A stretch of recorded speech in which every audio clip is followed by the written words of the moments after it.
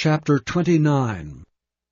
Then Jacob went on his journey, and came unto the land of the people of the east. And he looked, and behold, a well in the field, and lo, there were 3 flocks of sheep lying by it, for out of that well they watered the flocks. And a great stone was upon the well's mouth. And thither were all the flocks gathered, and they rolled the stone from the well's mouth, and watered the sheep, and put the stone again upon the well's mouth in his place. And Jacob said unto them, My brethren, whence be ye? And they said, Of Haran are we.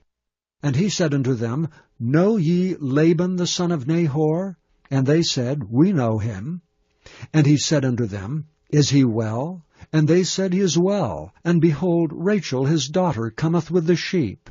And he said, Lo, it is yet high day, neither is it time that the cattle should be gathered together. Water ye the sheep, and go and feed them. And they said, We cannot, until all the flocks be gathered together, until they roll the stone from the well's mouth. Then we water the sheep. And while he yet spake with them, Rachel came with her father's sheep, for she kept them.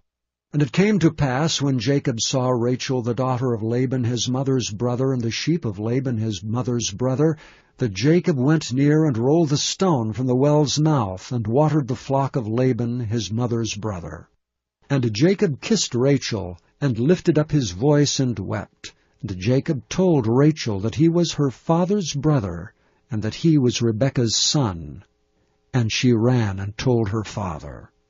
And it came to pass, when Laban heard the tidings of Jacob his sister's son, that he ran to meet him, and embraced him, and kissed him, and brought him to his house. And he told Laban all these things. And Laban said to him, Surely thou art my bone and my flesh. And he abode with him the space of a month. And Laban said unto Jacob, Because thou art my brother, shouldst thou therefore serve me for naught? Tell me, what shall thy wages be?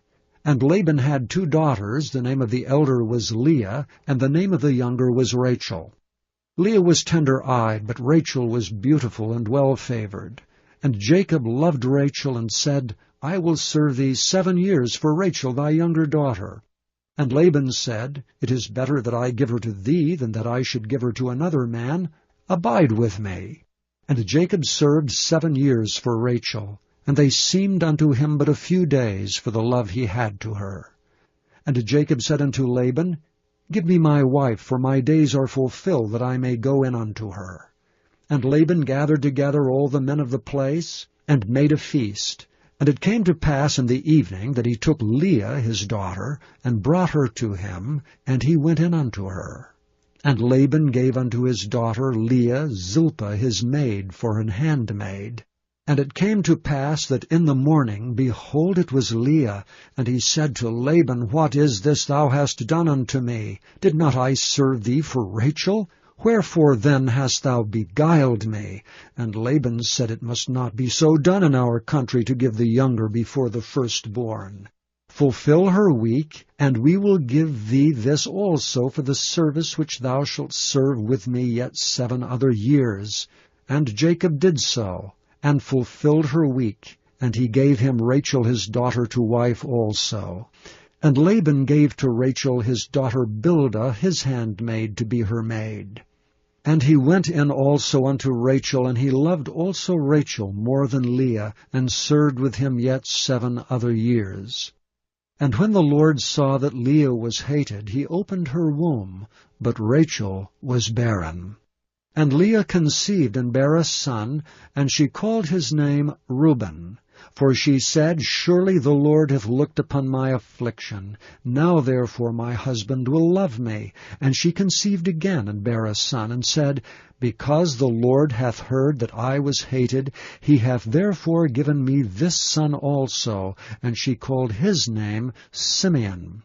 And she conceived again, and bare a son, and said, Now this time will my husband be joined unto me, because I have borne him 3 sons. Therefore was his name called Levi. And she conceived again, and bare a son, and she said, Now will I praise the Lord. Therefore she called his name Judah, and left bearing.